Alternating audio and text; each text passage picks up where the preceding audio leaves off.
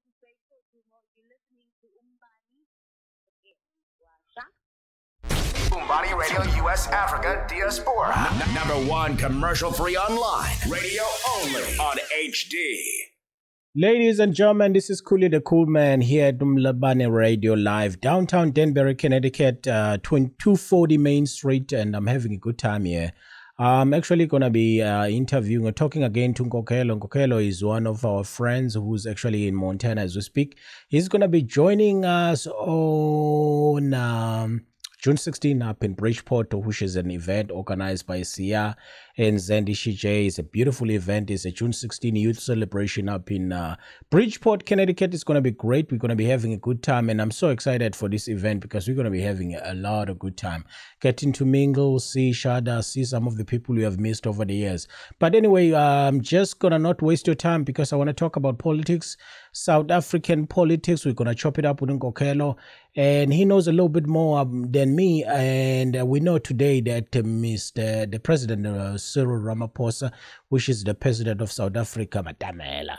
So Cyril Ramaphosa is going to be, actually, he just announced his new cabinet today. So basically, all the people that's supposed to be in positions in terms of running the government, they've been announced. The cool thing about the parliament is that it was so interesting, so diverse, as a 50-50 split, 50 women and 50% women, 50% men, of which that's a great thing. But of course, like any other politics, you may think it's just another strategy for him to get his second term. Who knows right now? But the most important thing that we're seeing our own people getting empowered. We're seeing some women getting empowered. People like us who have kids, who have daughters, we can actually point to somebody now, said, look at Lindiwe Sisulu in charge of this department and be able to inspire them, which is the most important thing. This is a big change for Africa. It's a big change. It's no longer a macho world in Africa. It's actually a beautiful world run by individuals who care about Africa as such. This is impressive just to see how they are changing things. This is impressive just to see how they are actually empowering women. You know what, like any other politician, you saw a lot of opposition leaders from different other parties that he brought in, and some of the old, I don't know if I could say this, but some of the old cows, they are back, and some of the old gods, they are back, and some notorious ones. We've heard the Proven Gordon, he got his position too, and we know what's going on with him right now because he's been investigated, and it has came out that he has misused some funds in the past. And who knows, even right now, who knows? But anyway, I'm glad I got to talk to Nkokhelo, and I'm glad I'm bringing Nkokhelo in because he's going to break it down for us. I'll try to have him speak more in English, but as you know, I mean, we're doing this for a lot more than just Zulu people. We're doing this for the diaspora community. We're going to try by all means to bring it to you in English so that you can actually understand it better. And of course, some people who are here in America who love us and like Titi, check out Titi Talks. I love Titi Talks. She has a podcast based out in Florida, one of our friends, and she listened to a lot of our conversation we've had there as a guest. So check out her podcast too. But ladies and gentlemen, without wasting a lot of time, I've talked too much. I'm already sweating already, but a lot of excitement too because I can't wait to talk to this guy. Nkokhelo Msomi, I'm going to introduce him right now. Umbani Radio US Africa Diaspora. Number one commercial free online. Radio only on HD. Ladies and gentlemen, so right now I have one of my very good friend that I love the most, a guy that I respect so much, and a guy that I think he knows more about politics than me and you, and I know he's going to break down a lot of things for us. Nkokhelo Msomi, welcome to the show, Baba. Mr. Tampo, I greet you, greeting everybody in USA and those who are listening to this radio station. And I'm so happy that you have invited me to talk about South African politics at large. As we know very well that I think it was yesterday, we're waiting for the new cabinet of President Cyril Ramaphosa. Yes, Baba. We're waiting for the new cabinet, and it came out, and it's very, very, very interesting, Nkokhelo. Nkokhelo, I don't know where you are right now. Can you be in a spot where we can actually hear you, because it's just so muffled? Because I can hear you, but I can't hear you all the way out. I don't know about the listeners. But anyway, Nkokhelo, just to chop it down, my brother, with you, because this is very, very, very important. So when the cabinet came out, lot of news on social media, a lot of people are talking. Some of the people that you didn't even expect to be talking, they're out there talking. So what have you been hearing about the new cabinet? What is your thoughts so far? And just to come up, and I'm just showing the listeners the cabinet right now. So up at the top, I'm going to start from the first man at the top after the president. So Mr. David Mabuza. What do you think about David Mabuza? Yeah, I've said it before to you, Mr. Ntapo, that Ramaphosa, if he wants to continue leading the ANC without any problems, if he wants to continue to get a second term as the president of the ANC, he needs that guy, Mr. Tabuta David Mabuza, as his deputy president in the cabinet, not only as a deputy president in the ANC organization. Because we know very well that David Mabuza is one of the dangerous politicians in plotting. We know what he did in Nasrec. He was on NTZ's camp, but later on he was elected as the deputy president of the ANC without the NTZ camp winning. So that means that guy had a deal with Ramaphosa and those in Ramaphosa's camp to make sure that there is a balance of slate between those two fractions. Which was NTZ, Nkosazana Dlamini Zuma's faction, and also Ramaphosa's faction. We saw that, and we saw Ace Magashule becoming a Secretary General over Senzo Mchunu, who was going to be a Secretary General of the ANC. So David Mabuza is one of the people who we all know that Mpumalanga province is behind him, and some of the fraction in KZN of the ANC is behind David Mabuza. And he has said it before that every camp he's in is always winning, no doubt. Yeah, man, this is very interesting because, I mean, David Mabuza to us is very new to us, the diaspora community. But at the end of the day, I mean, we can see his influence over to the ANC. Now, let me take you to the next one that I'm really interested in to know about. I see that in the Minister of Agriculture and Land Reform, which is a big one, and rural development, you got Togo Didiza. Togo Didiza, to me, I don't know nothing about. What can you tell us about her? What do you expect? Togo Didiza is a great politician. I remember, I don't know whether you remember the guy Ramkhopa. He's one of the, I think, deputy minister, I'm not sure. The guy who was the former mayor of Pretoria. So what happened before 2016 local government elections? The ANC had to choose their mayoral candidates for all those municipalities, big cities like Durban, Johannesburg, Ekurhuleni, and even Pretoria. So what happened? They chose Togo Didiza to be the mayoral candidate of Pretoria, but the people of Pretoria wanted Ramakgopa to continue as their mayor. So people punished the ANC by voting DA. That's why now the mayor was this guy, Mr. Msimango, from DA, because of the collision with EFF and Democratic Alliance. People punished the ANC because they didn't want Togo Didiza to be their mayor over Ramakgopa. Ramakgopa was the chairperson of the ANC at that time at Pretoria region. So now the national cabinet or the national ANC had to reward Togo Didiza with a position, I guess. So, but Togo Didiza, I can say she's a great politician. I trust her very much, and she will do an amazing job. She's one of the people in South Africa you can rely on in terms of service delivery and everything about giving service to the people as when led to lonke laseningizimu Afrika. No, that's very, very interesting, man. I'm actually wish her the best because she's got a very, very tough position. I don't know if this is how you look at it because you will understand better than I do. So Togo Didiza is basically also in charge of basically making sure that the land get back to its owners. She can be the minister. But we know the land issue is not only on land reform and rural development department.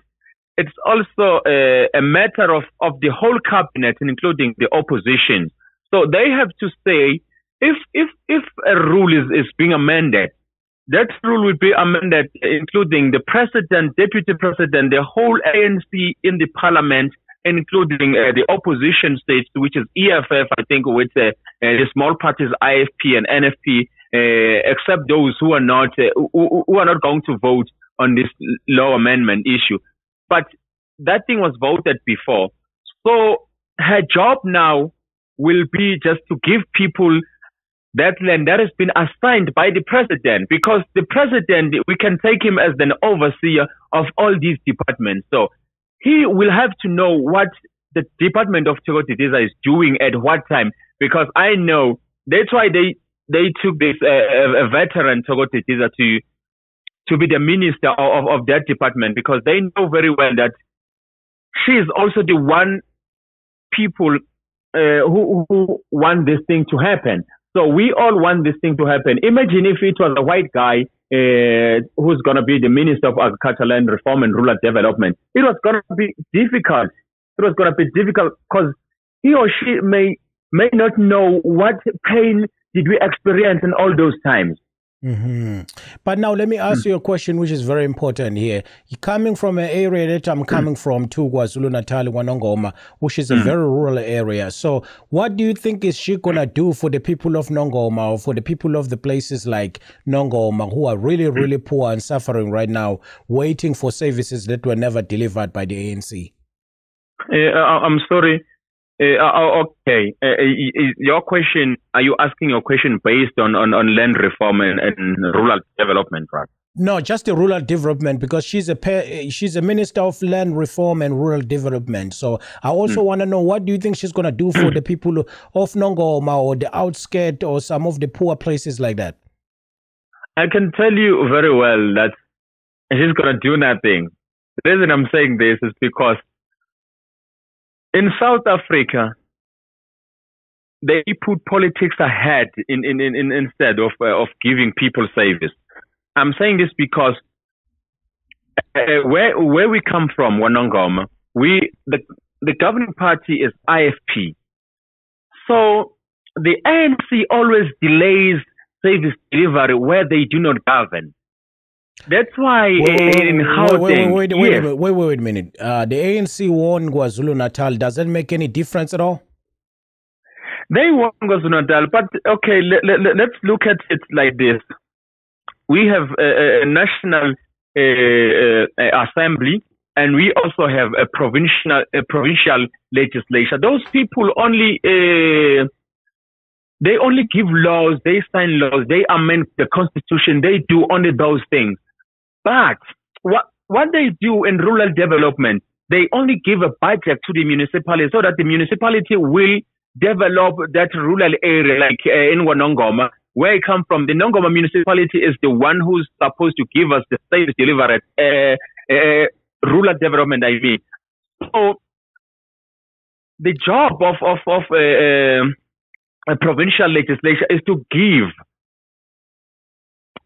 money to the local government municipality to develop an area. So what they do is that they do not give enough budget to places where they do not govern. Wow. Making it hard for them to develop that area. So we are in a very disadvantageous area where we come from, because we are governed by the IFP, and the province is the NC and the national is the NC. So we know very well that not everything is going to be on our way. Just look at Durban, just look at Richards Bay. Those areas are well developed. Why? Because ANC is governing there.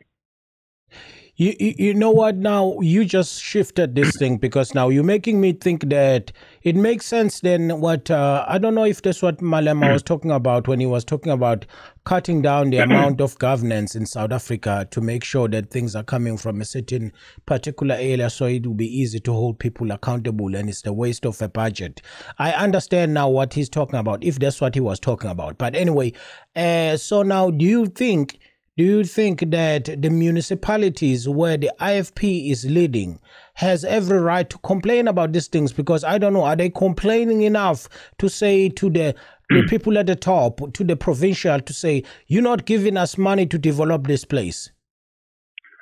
You know, something funny is, can you go to an enemy and ask for more money to develop an area? So that development will also give you credit over that enemy. So what's the solution then for them? Is to just kind of let it be and complain about it? The solution is to excel on what you're given. The IFP is supposed to excel with that leaky amount they are given by the finance minister or the finance department. So they need to make sure that they do everything possible to develop the area. But the problem is, everybody is corrupt in South Africa. Once they are elected in the position, they start doing corruption. They start giving tenders to their family. Like where I come from at Guanongoma, every person who's working, every mayor, every tender which is awarded, it's only one family, which is the mayor's family. I'm not lying about this. This is where I'm coming from. I know that this information mustn't be given at areas like this, but I think some people have to know that the kind of problem we're experiencing back home, we have these kinds of problems. People, we have a lot of manipulation of funds. Service delivery is not 100%.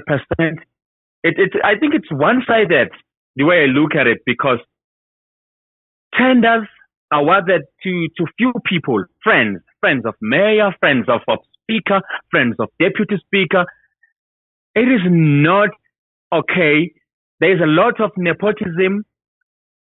We IFP, we're going to hire you, not that one, because that one is an opposition. We're not going to hire that person because he or she is an opposition. She's going to get credit. So we cannot allow that. So that's why I'm saying in South Africa, they put politics ahead of giving service to the people.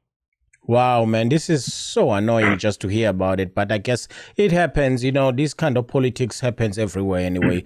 Look at Trump and his family running America right now. But anyway, we're not there. So let's move on to the next one, because that was just us talking about the power, the shift of power from all the way at the top to all the way at the bottom. So now, and also we were talking about Togo Didiza.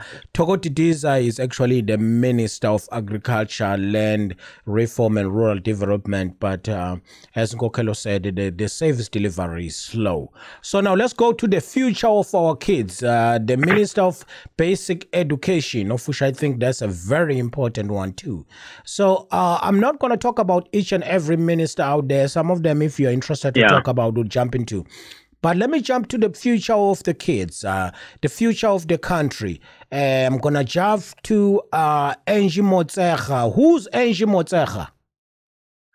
Angie Motshekga, we remember her as the, I don't know whether you still remember, the former ANC Women's League president, that woman, Angie Motshekga. She has been on that department for quite a long time now. We remember, I think it was 4 or 5 years back, there was a scandal of books which were supposed to be in schools, but that never happened. And something interesting about that basic education is that they want to introduce the Mandarin language in schools. I think is that the Chinese? That's Chinese, right? That's part yes, of China. the Chinese language. Okay. The Chinese language. So the question is that a bad thing, Don Nkokhelo? I'm not saying, I'm with it or not. I'm just trying to explore the subject, just to understand. Is it a bad thing for us to learn the trade? Because China is a big superpower right now. So maybe we will be getting one step ahead from countries like America, who are at least at bay right now to study or introduce those kind of languages in their own country. Is that a bad thing for us to start introducing them? I think it's not a bad thing. As she said, that they're not going to put them compulsory in school. So people or parents, the students are going to take them when they like it. I think you have to choose whether you take Mandarin or not. So we know that it is compulsory to have your home language as the first language, and then the first additional must be English, I think. And you can have a second additional language in school, which I think that is where you can choose Mandarin if you want to learn about Chinese language, or you choose Afrikaans or maybe any of 11 official languages in South Africa. So I think it's not a bad thing to have a new language option which you can learn in South Africa. As you have said, that China is growing very fast in terms of economy. So we do need to learn more about China. When we go there, we mustn't have a problem of communicating with them. So I think it's a good thing. But let's see if Angie Motshekga is going to implement that. Let's see what the opposition are going to say. Sometimes it's up to, it is up for a debate in South Africa, because some do not like that. But we know that if you're an opposition, you tend to blame everything because you don't want your opposition to get credit all the time. So sometimes we still have that kind of a problem in South Africa. So I think on my side, it's not a bad thing because it's not compulsory. You choose whether you take it or not.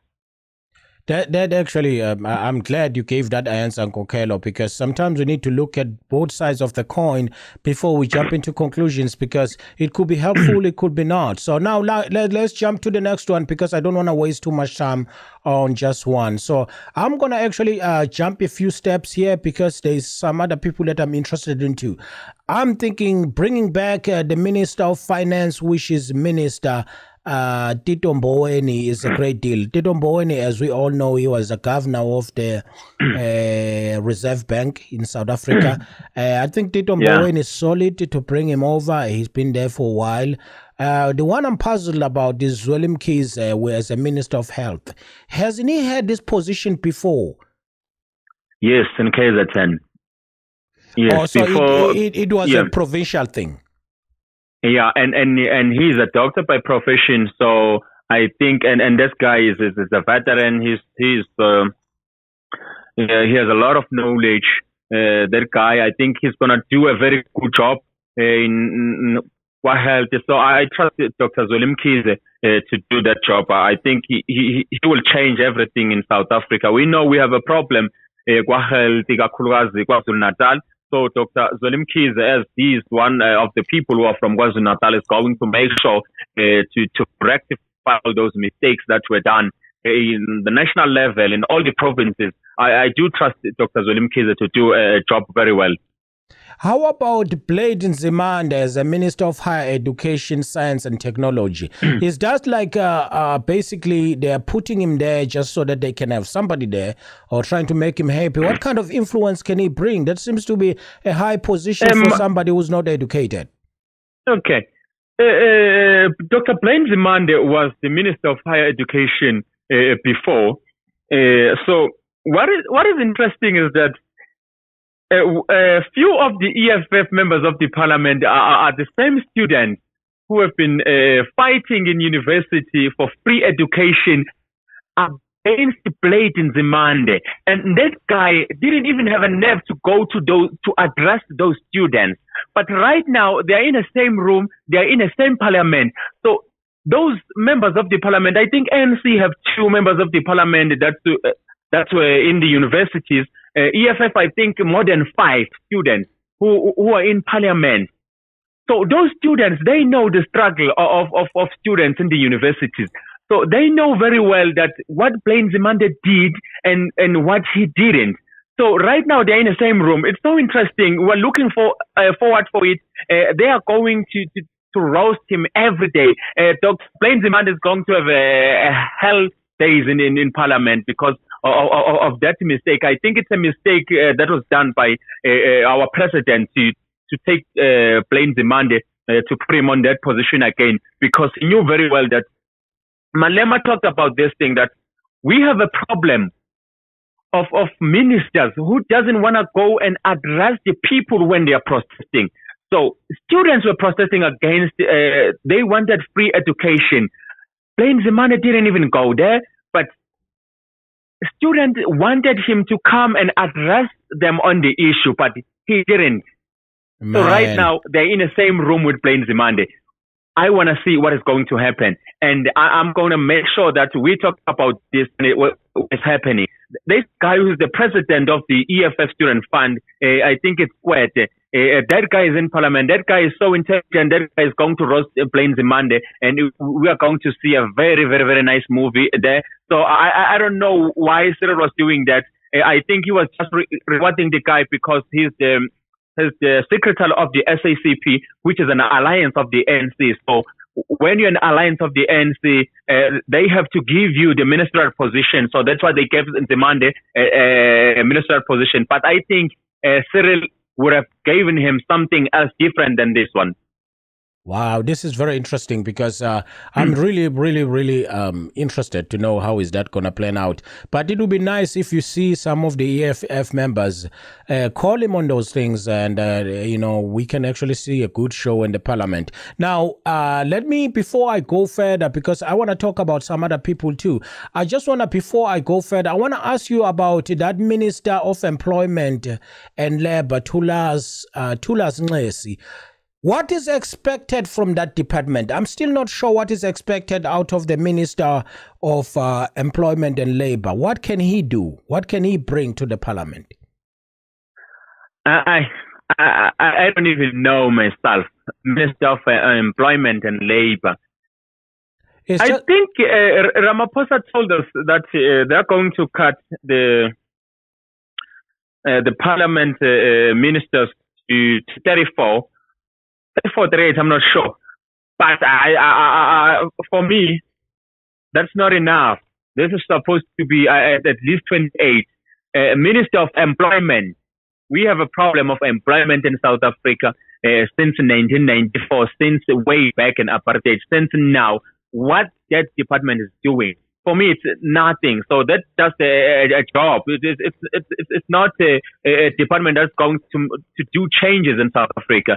They're just awarding the guy so that he can hold office for 5 years and say, I was a minister of employment. What did you do? Nothing. Because as we talk right now, Hewlett is cutting over 1,000 jobs in South Africa. But we have a department of employment. We have a department of labor. We have all these departments. What are they doing? They're doing nothing.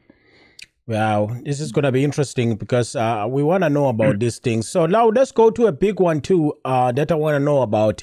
The Minister of Home Affairs. So that's the one that is going to also be available when it comes to issuing controlling borders of the country of South Africa, right? Because right now we have a big issue in the borders of South Africa, which is basically what it is there's a lot of people that are coming inside the country, and the country of South Africa doesn't have enough resources for everybody to actually eat. So some of the people need to be left out. So the Minister of Home Affairs, of which is Aaron Motsoaledi, what kind of changes do you think the ANC is going to bring concerning that? And in fact, I don't know. That guy is not a vocal guy. That guy is not a very vibrant guy. That guy is just a soft guy who has been a Minister of Health for a long time. We didn't know what he did on that health department. Right now, he's the Minister of Home Affairs, the Deputy Minister in Jabulo Nzuza from ANC Youth League. He has been doing nothing on ANC Youth League. so many people doesn't even know who Njabulo Nzuza is, but that guy is Secretary General of the ANC Youth League. There's so many people who doesn't know that guy. So I think it's just adding people to hold position, because Dr. Aaron Msoleti was doing nothing on health department. For me, right now, he has given a very big task. Home Affairs. Home Affairs, we know we have big problems in South Africa. So I don't know what this guy is going to do. That position was supposed to be given to someone who's very strong, who's not going to be afraid to take a harsh decision when they need to be taken. So I think that's a waste of 5 years. For me, that's a waste of 5 years. Wow, this is very interesting, Nkokhelo. Now, let me move on to that. Now, we know how the issue of crime in South Africa is very, very big. Blake Zimande is Minister of Police is Begicele. So what do you think Dosi can do? Because I know he's been in charge right now, right? He's been in charge, right? Yeah. So now, so you remember, I don't know what Dosi can do, though. I'm kind of puzzled. What do we expect from Dosi? I think Dosi can do a lot of changes. I trust the guy. When something happens, Dosi always gives a statement on police department.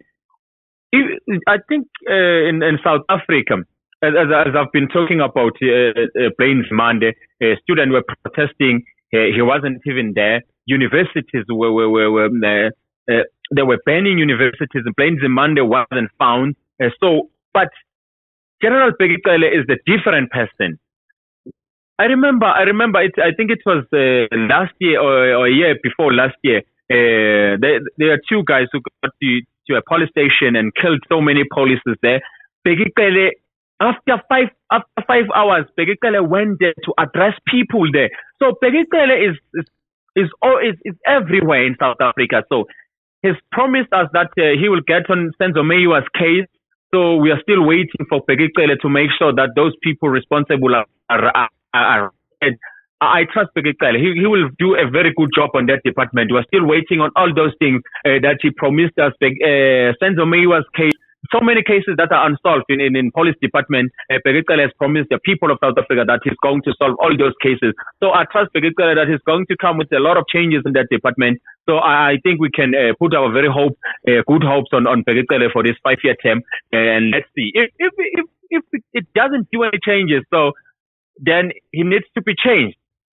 Yeah, some things need to be changed. But you know what, man, Nkokhelo, I really appreciate you breaking that down, because we are really interested in terms of what's going on at home, especially when it comes to our police force, especially when it comes to safety and security, because our families are there.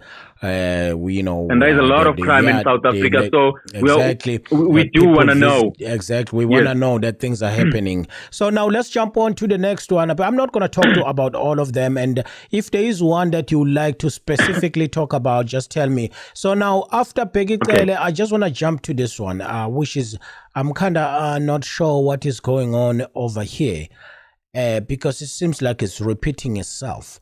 So the Minister of Public Service and Administration, Senzo Mchunu, is that the person that's supposed to be making sure that the people that work for the government are at work? What does that mean?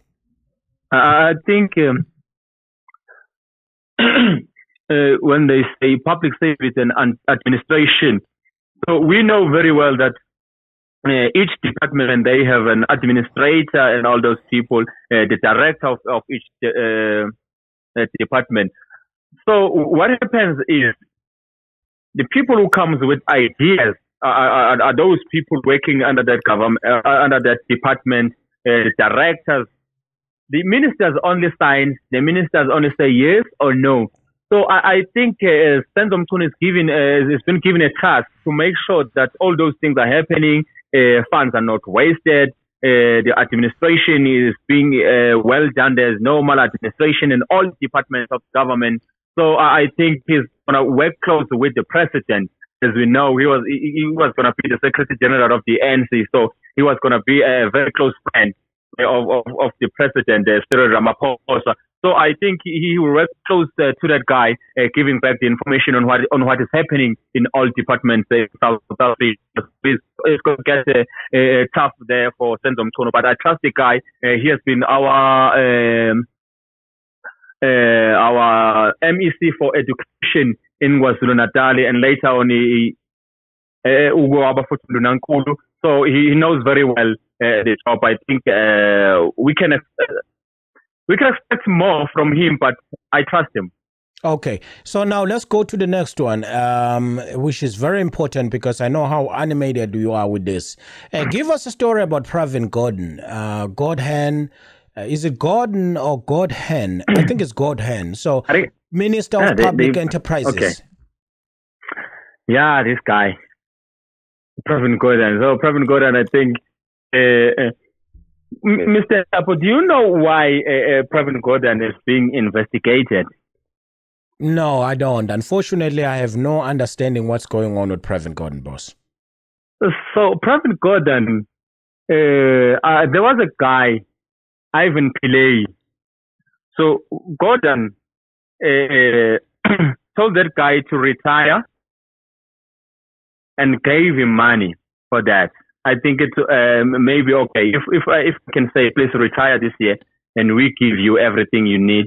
And next year, rehire the guy again. Mm-hmm. Wow. I mean, Gordhan did a very bad thing. Wait a minute. Something funny is... Wait a minute, Nkokhelo. I want to know. So when they gave him the chance to retire and then they brought him back again. Yes. So his retirement was it forfeited or was it still active while he's at the job? Because you can't get retirement and also working. It happened. What do you mean it happened? So this guy got 2 salaries? Yes. Pravin Gordhan. Wow. Pravin Gordhan did that. Okay, Man. something interesting is Ben Ngubane at Eskom did the same thing. The media in South Africa labeled Ben Ngubane as the bad person, as the corrupt guy, but to Pravin Gordhan, he is under attack. That's the problem we have in South Africa. Pravin Gordhan is under attack. And what he did yesterday, Pravin Gordhan, instead of fighting the findings of the public protector, what he did, he asked the High Court in Pretoria to put aside. So this guy knows very well what he did, but the guy is protected in South Africa. So it's very interesting why Pravin Gordhan is protected in South Africa. The guy is the Minister of Public Enterprise, what we call the SOEs, the business which are owned by government. We talk of Eskom, we talk of South African Airways, we talk of Prasa, we talk of all those of companies that are owned by government. And okay, let's look at them. SAA needs a bailout. Eskom, we have a problem of load shedding. They need a bailout. Prasa, we have a problem. There are so many trains are being banned. We have a shortage of trains. They need a bailout too. Transnet, there's a problem in all SOEs. Why SOEs in South Africa? It's only them who have a problem, but the private companies, they do not have problems. Have you ever heard any private company having a problem in South Africa? The answer is no. Why? Because the white monopoly capitalists, they want to privatize all the SOEs, starting by Eskom. So they want to privatize Eskom. So how are they going to do that? They need someone who will open the door for them. So Pravin Gordhan is a security for white monopoly capitalists to get into the SOEs. That's why Ramaphosa had to make Pravin Gordhan the Minister of Public Enterprise again, because so he will lose everything. Yes. Nkokhelo, because you know what, you're breaking it down pretty good, but now you are alleging something which is very, very, very important here. You are saying basically Pravin Gordhan is protected by the ANC, by the government, because what they want to do is to take the companies that are owned by the state of South Africa, and privatize them. So in order to do that, it's better to put them in debts. Put them in debts, make sure that they have too many problems that are not being solved, so that eventually they will be put out for an auction, of which is going to be end up being them who are buying them. Is that what we're saying right now? Yes, that is what I'm saying. That is what I'm saying. Wow. And Pravin Gordhan is there also to protect their companies, because Pravin Gordhan has in many companies, Nedbank, ABSA, and so many. You remember last time when Mr. Zuma, Pravin Gordhan, what happened? That is where Mr. Zuma was labeled a corrupt guy, and Mr. Zuma. There's so many things, but because Zuma, I think, was a politician, not afraid. That guy wasn't afraid of taking decisions at any time of the day. So he fired Pravin Gordhan because he knew very well that what plans did Pravin Gordhan had for South Africa. But we didn't know. Many of us didn't know about that. We hear that Mr. Zuma had some news about Pravin Gordhan from Russian spies, Russian intelligence, with South African intelligence about Pravin Gordhan. Mr. Zuma didn't tell us what Pravin Gordhan did, but even now, he said that those information he's going to reveal them on his book. I don't know when he's going to write his book, but Mr. Zuma knows very well what Pravin Gordhan did. Right now, just know one thing, Mr. Ntabo, that when your opposition, when your enemy is appreciating you, there is something wrong. There is something wrong. There's something they want from you. Right now, the media is appreciating Ramaphosa. The white people are appreciating Ramaphosa. Why? Because they know that Ramaphosa is a capitalist. So he will protect everything they have. He will protect their economy. He will protect their strength in South Africa, because we know very well that the economy is on their hands. So right now, they need someone. They need someone like Pravin Gordhan. Wait 1 second, then, Nkokhelo. I want to stop you because I know for sure that you're going 150 miles an hour, and this is the information that we are not sure here, we are not aware of here with the diaspora community. So what you're saying is that basically, for Gordhan being in charge, for Ramaphosa being in charge, it worked very well for the people that are benefiting from this, people that are hanging on the land and the economy of South Africa, because they know they will be untouchable? Yes. Just look at this minister position, the Minister of Finance, Public Enterprise, Industries, the Minister of Trade and Industries, Ibrahim Patel.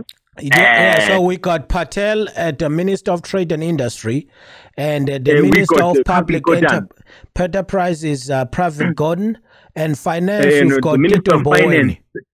We have Tito Mboweni. Tito Mboweni, a very good friend of white monopoly capitalists, a very good friend. That guy is against land distribution to black people. Tito Mboweni. I know Tito Mboweni, some can think that guy is a saint, but for me that guy is not a saint. He's a very good friend of white monopoly capitalists.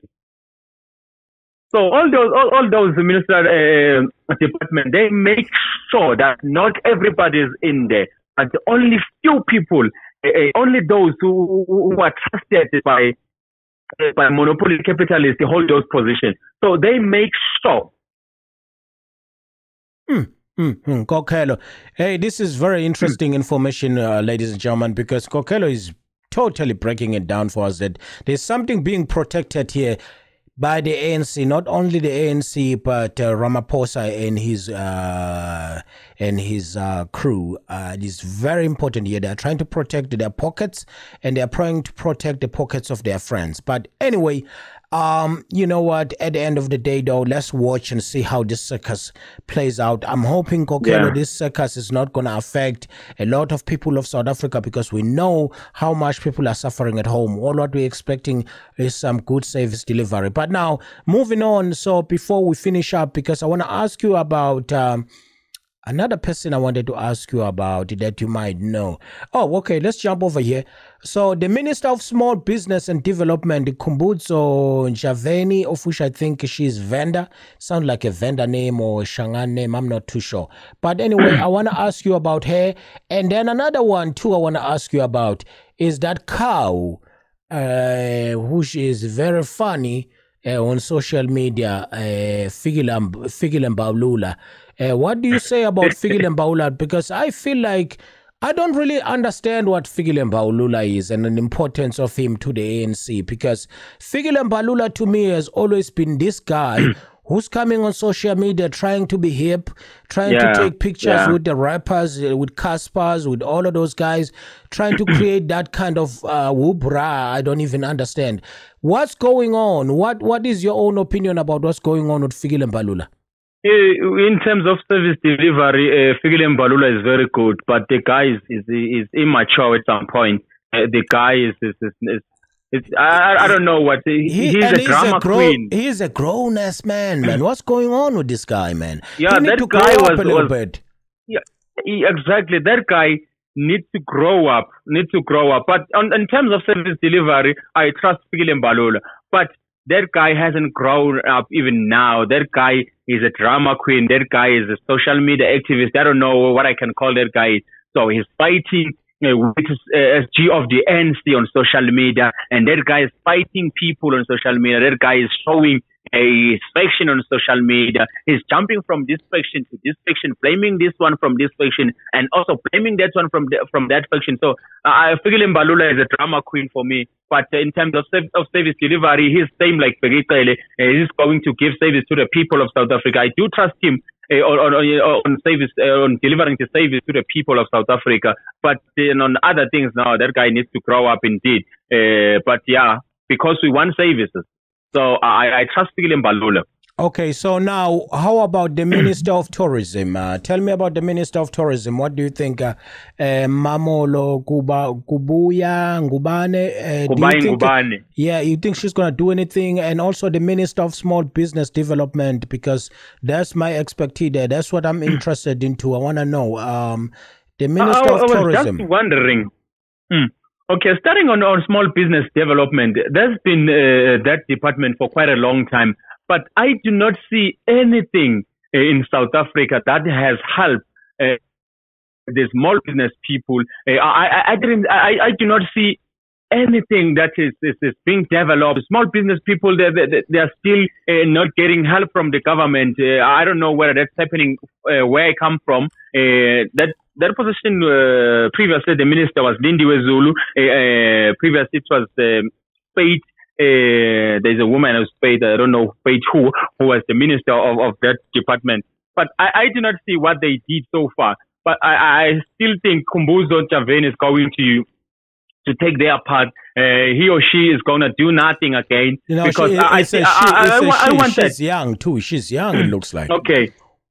I wished Ramaphosa to just grab that small business development at least, maybe just combine it with another department. Maybe it would have been better if it was like that. But coming to this one, the Minister of Tourism, Tourism is one of the ministries that are being protected in South Africa, along with public enterprise and also.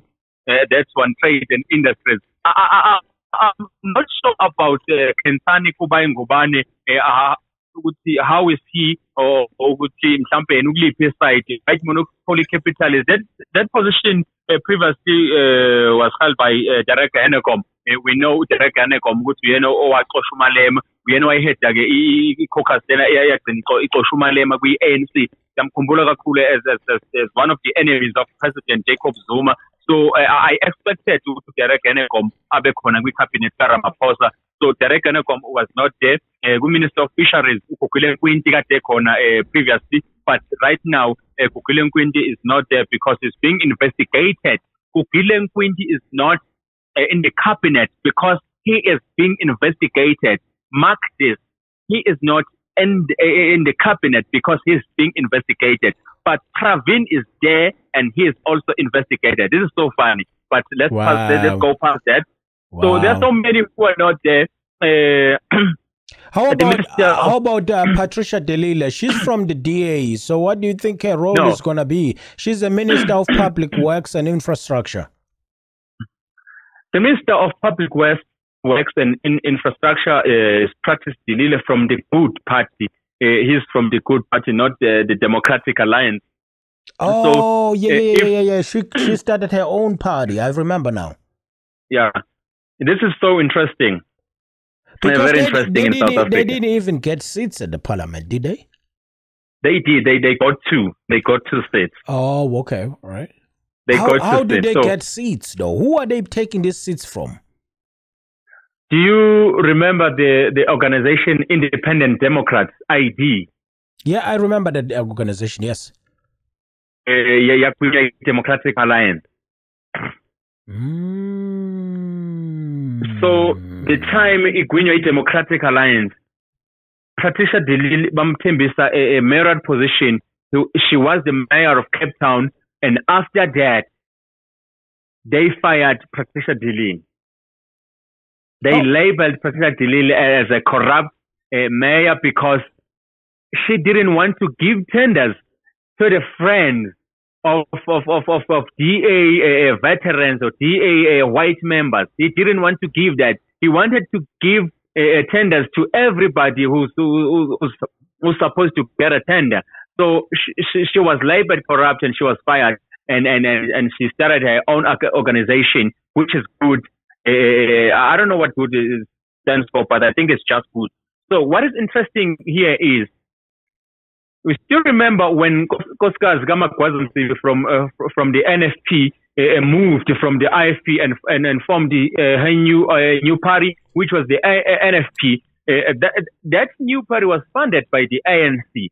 They wanted to make sure that they killed the IFP. So they funded Nkosi Zgama-Gwazam to form her new party. And the new party got 6 seats in parliament, and she was awarded with the Deputy Minister of Science and Technology. For last 5 years, Nkosi Zgama-Gwazam from the NFP was the Deputy Minister of Science and Technology. That's the same thing they're doing with Patricia de Lille. They are awarding her for making sure that the DA declined. We know very well that the DA declined with 5 seats in parliament. And ANC is gunning for Western Cape province.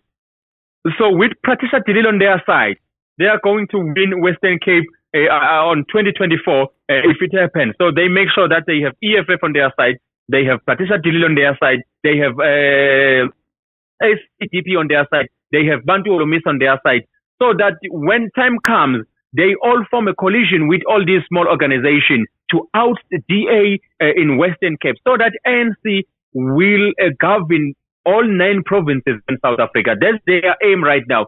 So they are making sure that Patricia de Lille is on their side by awarding her with this ministerial position. So it's a game of politics. It's a game of politics. Now, Nkokhelo, just a quick question for you though, because I'm kind of trying to figure this out. So basically, in the Western Cape, the DA has been there and has been in charge, and it doesn't seem like they are growing that much in the rest of the country. You're thinking one of the reasons is because the ANC is planting these small organizations to kill their progress? I think the ANC won when Patricia de Lille formed her new party. So Patricia de Lille didn't want to join the ANC, didn't want to join the EFF, so she actually formed a new party. So with that, the ANC is saying, be on our side here. So if you're on our side, that means it's easy to recruit you to be an ANC member that maybe in future. So they're making sure that the DA declines daily in Western Cape. And what is happening? in Cape Town. We know very well the crime rate in Cape Town is so high. The service delivery in some areas is not that good in Cape Town, especially in ey'ndaweni ey'fana njengakuKhayilisha la kuhlala khona abantu abamnyama, and we know very well that Patricia de Lille is one of the people abalwela abantu abamnyama in South Africa. So they are trying to recruit all these famous leaders in Western Cape, so that Western Cape, when they want Western Cape, they win it with them. This is some interesting politics, Baba. I love it. It's very, very interesting. Yeah. I'm really, really interested. But we have chopped it up so much. We talked about pretty much everybody in the parliament. But just to wrap it up, what is what do you think is the goods and bads in this in this parliament structure that we're looking at right now? What are the goods and bads that you're thinking?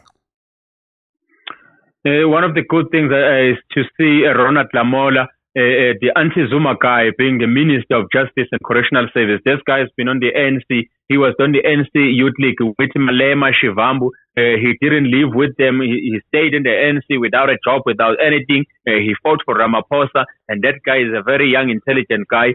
Right now, he's the Minister of Justice and Correctional Service. How old is Ronald Lamola? How old is he? I think maybe he's on 40s. Close to 50, I don't know, but ngicabanga ukuthi usendlule 50 years. He looks young. He looks young indeed.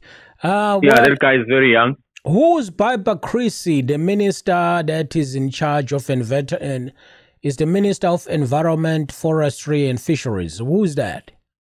I don't know her that much, but he has been she has been in Parliament for quite a long time. I think in last time she was deputy minister. I'm not sure, but she was going to be the Minister of Finance. I don't know what happened with that.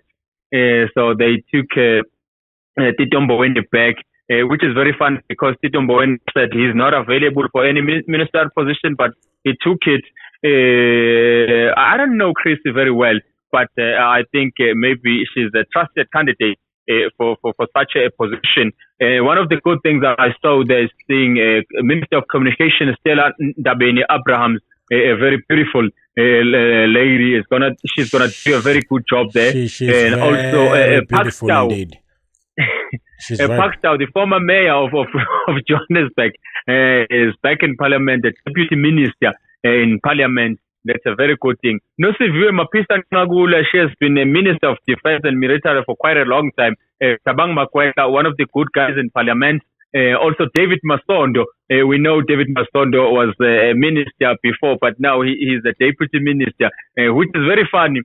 Something very interesting here is that Ramaphosa, there are some people, I think you remember last time, Malema talking about those who has been ministers from Mandela's time till now, about Jeff Radebe. So Jeff Radebe uthole izembe akabuyelanga, Derek Henekom, advocate Michael Masuta, Kukile Nkwinti, bonke abantu abathole izembe labo ogungubele akade ba protect Ramaphosa Dangalaleni bathole izembe. Yeah, and Jeff Radebe, man, you know, I feel bad for Jeff, man. Jeff, I think it's not a bad idea. That's his brother-in-law too. Yeah, I think it's not a bad idea. I think bakwenze ngamabomu just ukuthi basuse amehlo abantu, just to susa media from their eyes. Kungashiya ukuthi Ramaphosa is so biased. Ramaphosa wins izinto because this guy is a brother-in-law, so that's why he's gonna give that's right. that guy. So and that guy has been in Parliament for quite a long time. I haven't seen him anywhere in South Africa. I haven't seen him campaigning for ANC. I haven't seen him doing anything in South Africa. But that guy has been there for quite a long time. What is Jeff Hadebe's influence now? What is it going to be? I think it just adds as a member of the Parliament in South Africa's National Assembly. Do you know if you get paid to be a member of the Parliament? Yes, 95,000 I think per month. What? Yeah, yes. Oh, hey, these guys. Whoa. You get paid 95,000 rands a month to be a member. I think Not 95,000, not 95,000 rands only, with benefit. These people have benefit. What are you talking about? What are you Lapana doing just to show up? Just to be there? No, I my portfolios. They are portfolios. They are heading those like portfolios. Little comedies. Yeah. So there are so many portfolios in Parliament, maybe close to 100. So they also give those portfolios to opposition parties, like the ANC in Western Cape. They were given a sculptor in Western Cape to hold that position. I don't know whether they accepted that or they didn't. But there are so many portfolios, even in the municipalities. There are so many portfolios. Those guys, I think it's 1.1 million per year, and the ministers, I think, it's 2.02 million per year. That's what they're earning with benefits, with cars, with ministerial housing. With those guys, they have everything they want. Jeez. A house in Cape Town, a house in Pretoria. Yeah, and if you are a member of the parliament, let me ask you a question. 95,000. Why do we still have two parliaments in South Africa? Why do we have one in Pretoria, one in Cape Town? Do you know? I don't know. Ramaphosa promised that when he gets to power, we are going to have one parliament. I don't know why, but I think it's still on process. Very interesting. Well, ladies and gentlemen, we really appreciate Nkokhelo to come down and break it down for us, man. You break it down pretty good. I actually cannot complain about this. And the people who are listening live, hopefully you guys got it and enjoyed it. And I actually had a really, really good conversation with you, man. It's one of those that I really cannot lie to you and say it's hard to get conversations like this with young people like yourself. And your mind is incredible, man. How old, Nkokhelo, are you now? How old are you? I'm 28. 28, my goodness. I'm 40 years old, Nkokhelo. Dang, man. When I was like 12, you were born. My goodness, like your mind worked better than me at my 40 years old, man. Dang.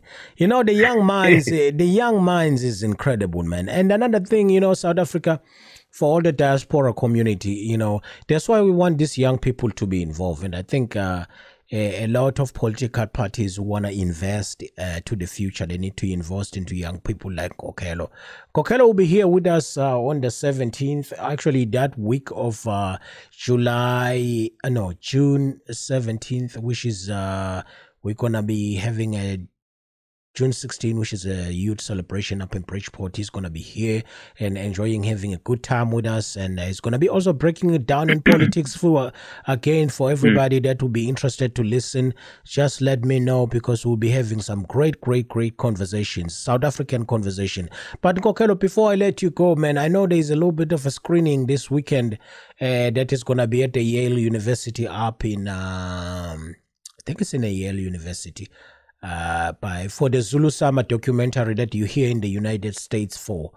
I don't have a lot of information about this, but I'm going to try to share it on social media to a lot of people, and I'm going to try to reach out to the director. Who knows, I might talk to him before the screening and see if me and him can meet up and have a conversation. I can record it and bring it back to you guys so you can enjoy. But I know that they partnered with somebody. I don't know if you heard anything, that they just did a partner with somebody that they announced today, where we're going to be able to get it on Amazon, and I think we're going to be on Amazon and something else. Did you hear anything about that?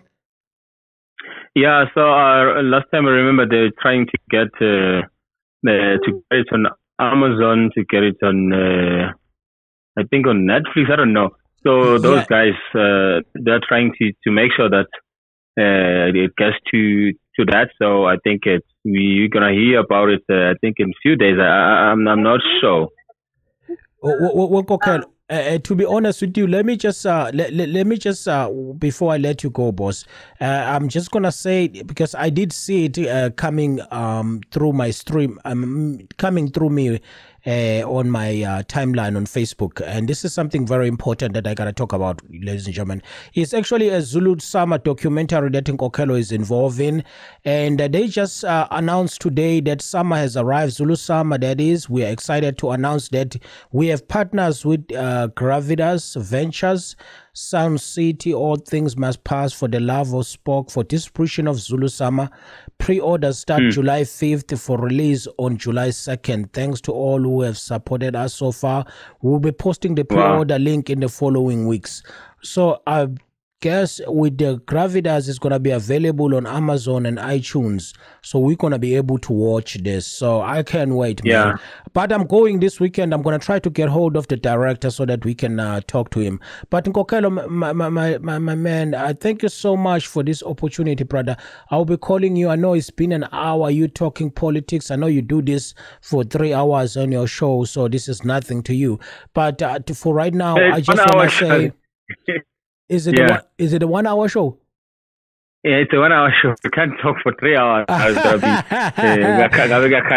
No, in America they do it, man. You listen to Fox News, they are on for whole day. I don't even know how they do it.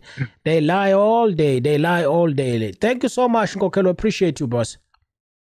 Thank you very much. Thanks to everybody. I love you in America. I hope to see many of you guys from 16 June. Thank you. Thank you so much, Nkokhelo. Thank you. Umbani Radio US Africa Diaspora.